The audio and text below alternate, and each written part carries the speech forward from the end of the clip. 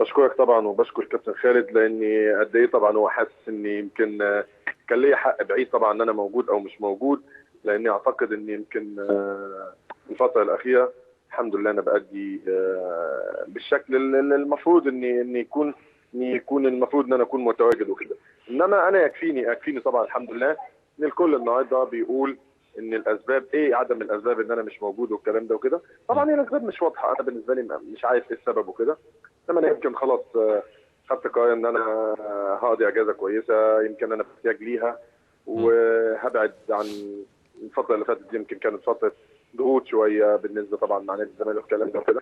انا حاليا اللي بعمله جوه الملعب، يعني اي دوري بيكون جوه الملعب، انما حسب الاستفادات من عدمها دي طبعا بترجع وين كنت واعتقد ان هي كدت للناس كلها امور مالهاش اي علاقه بامور فنيه خالص، هي الامور امور شخصيه، وده اعتقد انه واضح للجميع.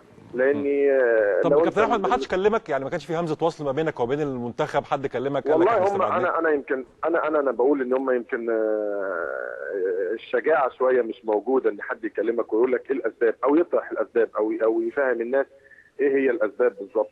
لان النهارده المقياس طبعا، وانتوا اكيد قاعدين وانتوا عندكم الوقت ان انتوا المقياس ايه بالظبط بالنسبه للاختيارات. دايما احنا احنا لسه بنقول متكلمين على المقياس ان دلوقتي يا احمد، بالظبط لسه متكلمين على المقياس، بالظبط كده خالد. واتكلمنا على انا احمد عايز حسن كلاعب كبير جدا. وفي الفتره الاخيره يعني الفتره الاخيره انت فرضت وجودك بشكل كبير جدا على كل اللعيبه اللي موجودين في نص الملعب، فاحنا اتكلمنا على المقياس الحقيقي ان احمد حسن لازم يكون موجود في تشكيله المنتخب المصري. والله الحمد لله طبعا، يعني هو الواحد ما ينفعش طبعا ان هو يقول ان الحمد لله خبرات موجوده، الحمد لله اكبر عدد من المباريات لعبها مع منتخب مصر، الحمد لله المباريات اللي هي القويه.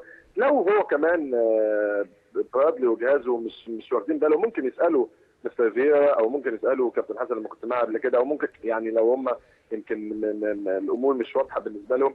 انما هي ده انا حتى كان ليا تصريح النهارده، كان احد العالمين طبعا خالد طلعت بيسالني النهارده بيقول لي طب ايه سبب انضمامه؟ قلت له فاضل مندومه وسيسي انهم يروحوا المنتخب، ويعني ده اللي فاضل. يعني احنا 12 لعيب ما شاء الله من نادي الزمالك كلهم راحوا، لعيبه بيلعبوا ولعيبه ما بيشاركوش، ومع ذلك الناس كلها موجوده. ايه الموضوع بالنسبه لي انا مش يعني هم يعني يوضحوا بس عشان الامور تبقى واضحه للناس. انما هي المقاييس ايه والمعايير ايه انا مش فاهمها والله. يعني انا فاهم ان هي القصه بتبقى جوه ملعب وانت بتأدي والكلام ده وكده.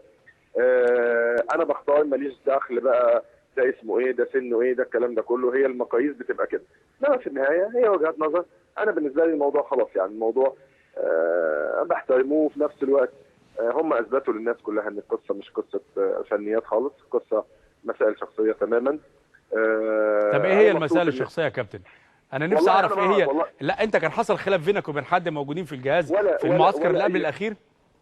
ولا اي خلافات، خالص. انا اخر معسكر كنت موجود مع المنتخب، وبعد كده اللي هو كان المباراه اللي هي البدايه بتاعه التصفيات، وبعديها ما اعرفش ايه الاسباب وكده. ما مش فاهم ايه الاسباب، مين وصل له. طبعا بيوصل لي كلام، ولكن انا كلام مش مؤكد، لان انا بسمع من الناس انهم وصلوا له احمد حسن وهو لاعب زي مثلا قوي داخل المنتخب مثلا كلمته مسموعه.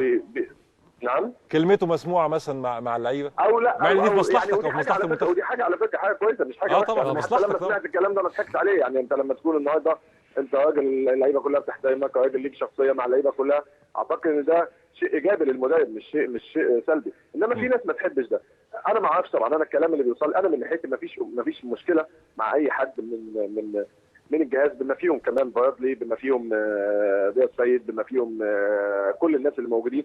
ما عنديش مشكله مع حد شخصيه خالص. انما ايه الاسباب؟ حتى لما بيجي لحد يتسال على الاسباب يقول لك احنا لنا وجهه نظر والكلام ده وكده. وجهه نظر ليها معايير وليها مقاييس بتختار عليها. انا اعتقد ان كل اللعيبه اللي موجوده طبعا زمايلي، وان شاء الله ربنا يوفقهم موجودين. لما انت في لعيبه اصلا ما بتلعبش، وفي لعيبه ما بتشاركش، وفي لعيبه ومع ذلك بيبقوا موجودين، هي دي المقاييس ايه بقى هنا بالنسبه للاختيارات؟ انا ما اعرفش طبعا. انا في النهايه يمكن الحمد لله انا زي ما بقول لك انا يمكن في اجازه دلوقتي مع اولادي، وانا شايف ان دي فتره كويسه. ان يمكن بتبقى صعبه ان الواحد يلاقيها كلاعب كوره والكلام ده وكده.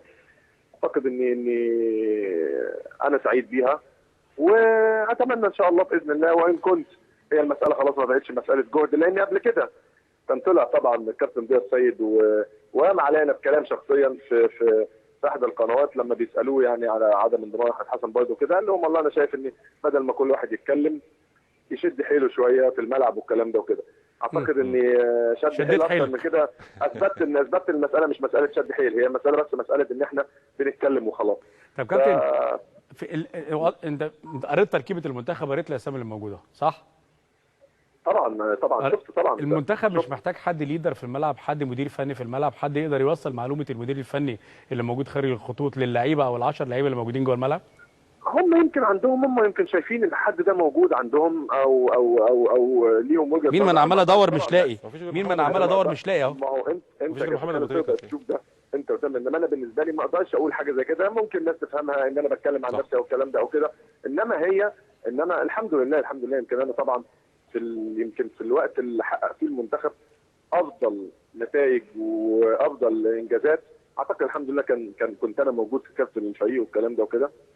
انما هي الفكره زي ما بقول لك والله، يعني انا للاسف ان انا لما باجي النهارده ابص على المقاييس والمعايير، انت بتجتهد جوه الملعب مع فرقتك الحمد لله مؤثر، راجل الحمد لله يمكن فيها بيتكلم عليا بشكل ايجابي جدا جدا جدا. اعتقد ان هو مش هيجاملني، هو راجل اجنبي هو كمان.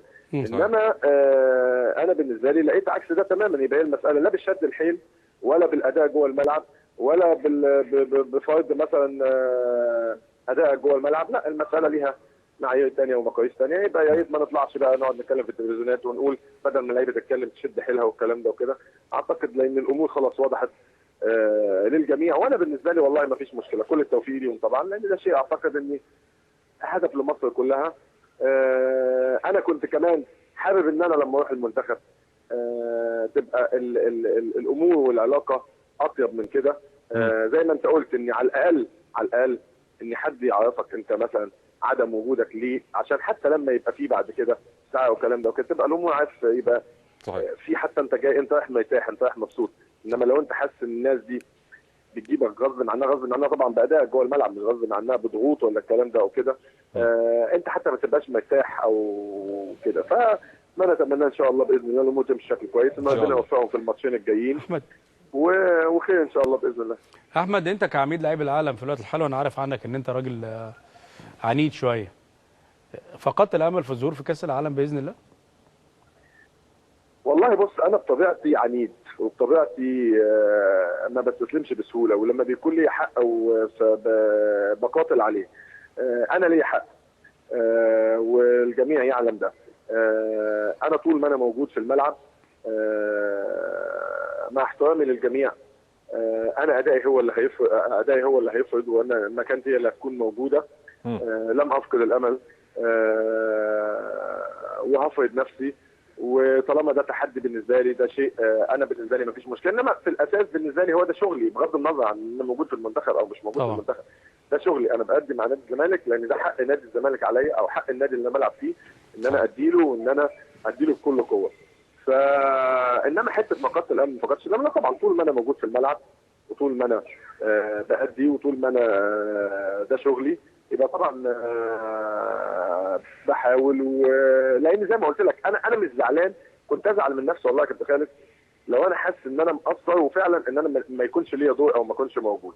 انما طالما داخليا وطبعا اكيد حضراتكم النهارده لو طالما بتكلموني يبقى اكيد ليا حق، لانك عمرك ما هتكلمني وانت حاسس ان انا ماليش حق ان انا اكون موجود في المنتخب، او اي اعلام النهارده او اي قناه او اي جريده بتكلمني عشان احمد حسن مش موجود في المنتخب ليه؟ لو انا مثلا ماليش حق ما حدش هيكلمني ولا يسال، لو مستوايا ما بيأهلنيش لده ما حدش هيكلمني. صح. فاعتقد ان انا طالما ليا حق هجتهد وهسعى، انما ما اتمناه ان كل واحد ياخد حقه ونبعد عن شخصنة الامور عشان الامور تمشي بشكل كويس.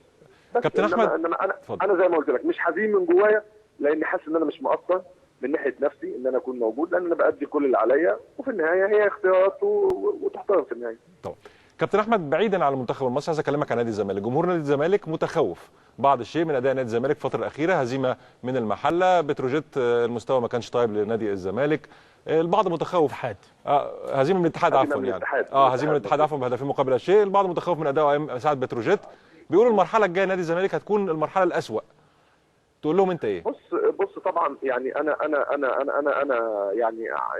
انا تماما معاك طبعا، دي حق طبعا جماهير نادي الزمالك يتخوف، ولكن مش مساله فنيه قد ما هي مساله اداريه، لان الامور الفنيه اعتقد ان اللعيبه ما اتغيرتش، اللعيبه هي اللي موجوده اللي بتأدي بنفس الشكل.